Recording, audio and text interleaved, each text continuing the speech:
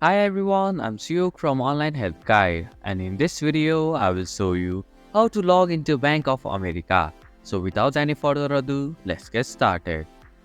First, open any web browser available in your mobile device.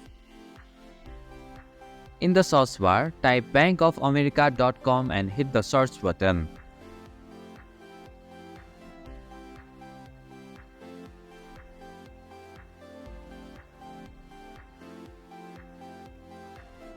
Now, tap on the login button from the top right corner of your screen.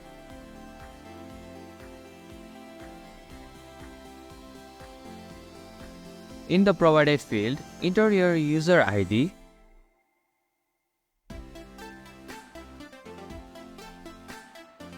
then enter your password. Finally, tap on the login button and complete the login process. And this is how you can log into Bank of America. Thank you for watching Online Help Guide. Hope this video was helpful. If it was, then hit the like button and comment down if you have any questions or feedback. Also, if you are new to our channel, please subscribe and hit the bell icon so that you won't miss our upcoming videos.